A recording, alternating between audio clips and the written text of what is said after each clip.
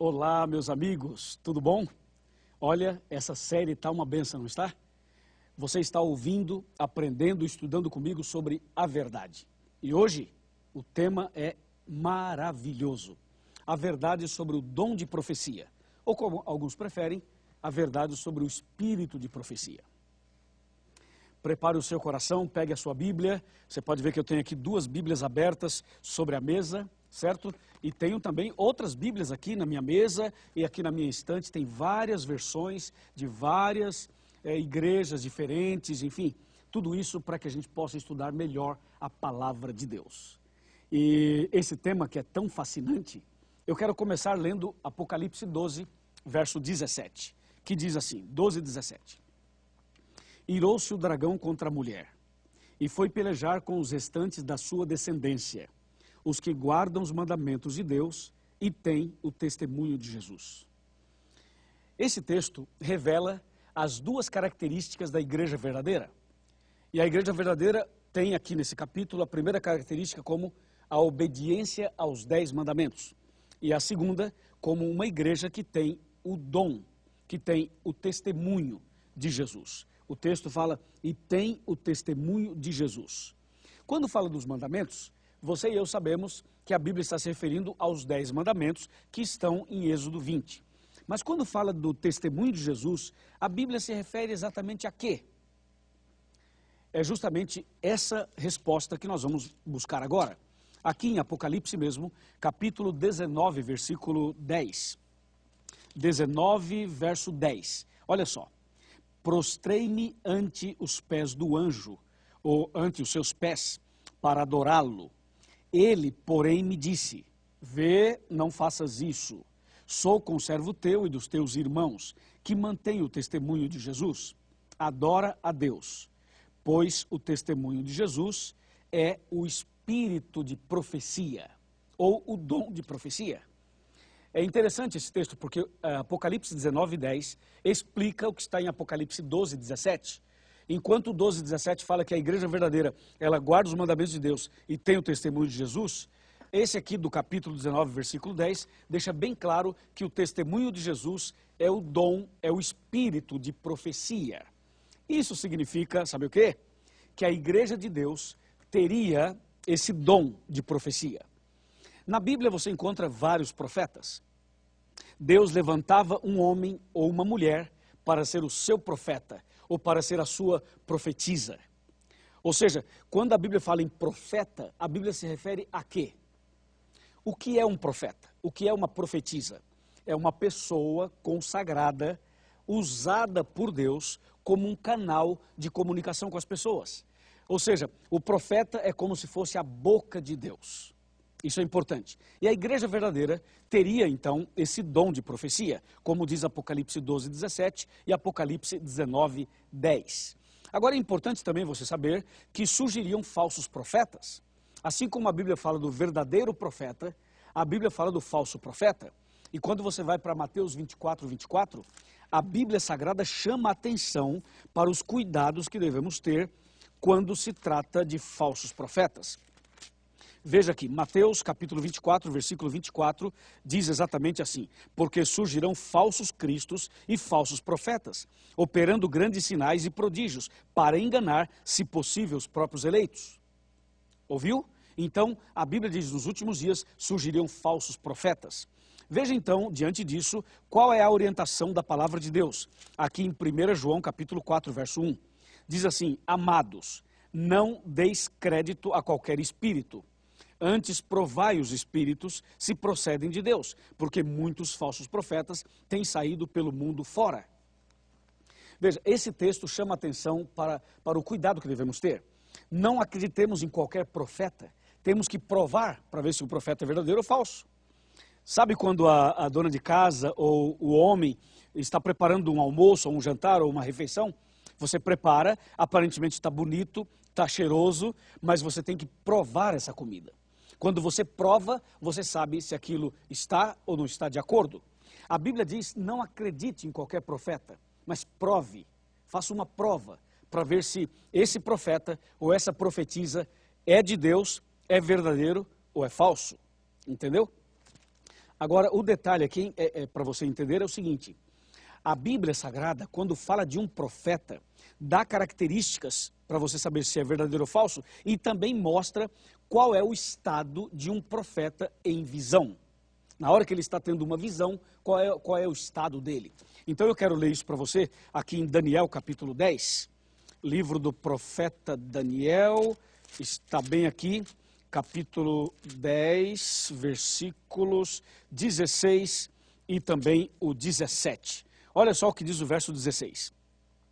Eis que uma como semelhança dos filhos dos homens me tocou os lábios, então passei a falar e disse àquele que estava diante de mim, meu Senhor, por causa da visão me sobrevieram dores e não me ficou força alguma. Olha o verso 17. Como pode o servo do meu Senhor falar com o meu Senhor? Porque quanto a mim não me resta já força alguma, nem fôlego ficou em mim. Esse texto mostra qual é a condição e quais são as características de um profeta na hora que está tendo uma visão. O profeta vê, ouve, fala, sente e não respira. Assim é o que diz Daniel 10, 16 e 17, explicando a situação de um profeta em visão. Na Igreja Adventista do Sétimo Dia, Deus levantou uma profetisa. Mas antes de levantar a profetisa, Deus havia chamado 2 homens para serem os seus porta-vozes. Deus chamou William Foy e Hazen Fox para serem porta-vozes de Deus. Eles não aceitaram, eles rejeitaram. Então Deus chamou uma jovem, Deus chamou uma menina. E essa jovem, chamada Ellen, Deus deu a ela esse dom de profecia. E ela disse, Senhor, eu sou muito frágil, sou muito enferma, e eu não sei se vou conseguir, mas eu me entrego nas tuas mãos. E Deus então usou essa mulher, Ellen Gold Harmon, era o seu nome de solteira, depois ela casou com o pastor Tiago White, e o seu nome passou a ser Ellen Gold White, mais conhecida como Ellen White. Essa mulher, ela teve estudos somente por 3 a 4 anos. Ela foi à escola, estudou até a 3ª série, 4ª série, não teve muitos estudos, não fez o ensino médio, não fez a faculdade, não fez doutorado, não fez nada disso, era uma pessoa muito simples. E por que ela não continuou estudando? Porque sofreu um acidente na escola e esse acidente a impossibilitou de continuar os seus estudos. Essa mulher era americana, ela nasceu e cresceu nos Estados Unidos e pregou em vários outros lugares. O seu ministério durou 70 anos. E Ellen White, ela teve visões e sonhos da parte de Deus. E os seus sonhos e visões estavam de acordo com Daniel capítulo 10, 16 e 17. E as suas mensagens estão de acordo com a palavra de Deus.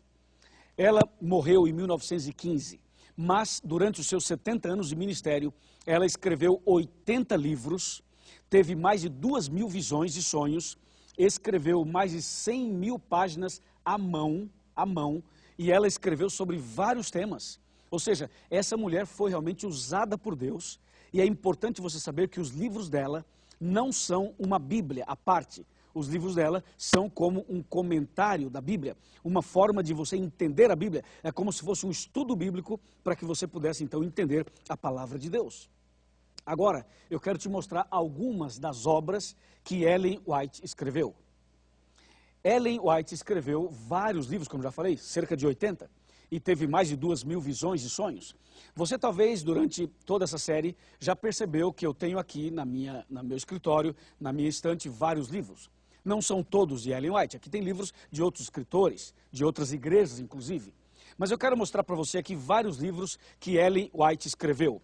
E eu quero destacar aqui, por exemplo, alguns desses livros. Eu vou tirar alguns aqui da minha estante para lhe mostrar, para que você veja como ela escreveu. Por exemplo, esse daqui chama Patriarcas e Profetas.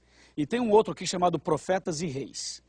Esses 2 livros, praticamente, eles comentam o Velho Testamento. Se você quiser entender o Velho Testamento, aqui você tem 2 obras maravilhosas, como se fossem comentários e como se fossem estudos bíblicos. Patriarcas e Profetas e Reis, cada um com 600 a 700 páginas. Depois eu apresento o livro Grande Conflito, com 700 páginas também.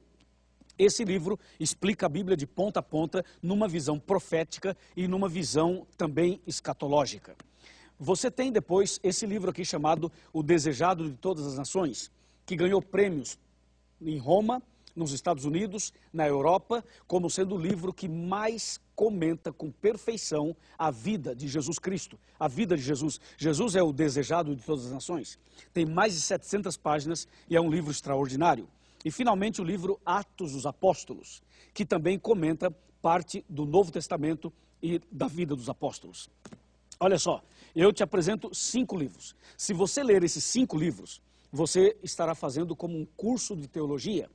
Se você ler esses 5 livros, você vai perceber claramente que a Bíblia Sagrada vai se tornar mais fácil de compreender.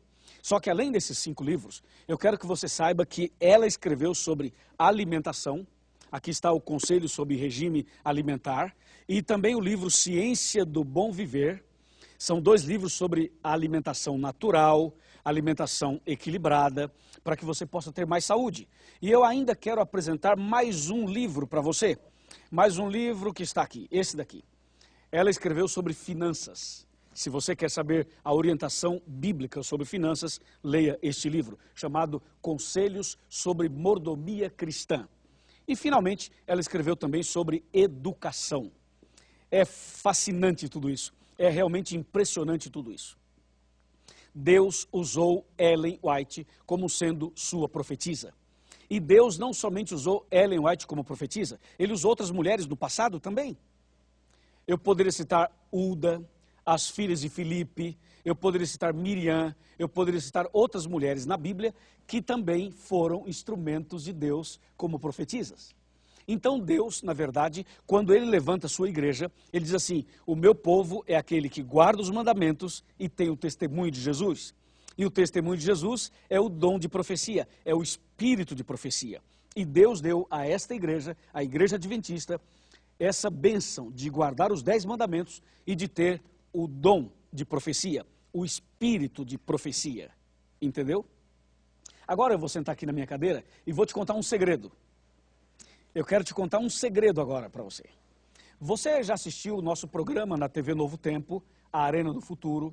Você já assistiu várias pregações que eu tenho feito pelo Brasil e pelo mundo afora? E você está acompanhando essa série aqui, já acompanhou outras séries que a gente fez, como O Grande Conflito, Apocalipse a Resposta, Os 10 Mandamentos, A Última Esperança, tudo isso. E talvez por algum momento você deve ter parado assim e pensado: da onde o pastor Luiz tira tanto conhecimento? Como é que ele fala o tempo todo, citando textos bíblicos, com a Bíblia na mão o tempo todo? Da onde esse rapaz tira tanto conhecimento? Talvez você já pensou isso, né? E não só sobre mim, você já pensou sobre outros pastores adventistas, outros apresentadores da TV Novo Tempo e outros colegas pastores. Aqui vai o segredo. Sabe por que nós conhecemos bem a palavra de Deus? Pela misericórdia de Deus. Porque nós temos um bom comentário da palavra de Deus. O Espírito Santo usou Ellen White e lhe revelou coisas incríveis. Se você ler aqueles 5 livros que eu mencionei, você vai saber explicar a Bíblia de ponta a ponta, sem nenhum problema. Então eu convido você a colocar a Bíblia em primeiro lugar. A Bíblia é única. Nós cremos na Bíblia. Ela é a palavra de Deus. É a única palavra de Deus, não tem outra. E os livros do Espírito de Profecia, do Dom de Profecia, escritos por Ellen White, eles são livros de apoio para você entender melhor a palavra de Deus. Deu para você entender? É isso.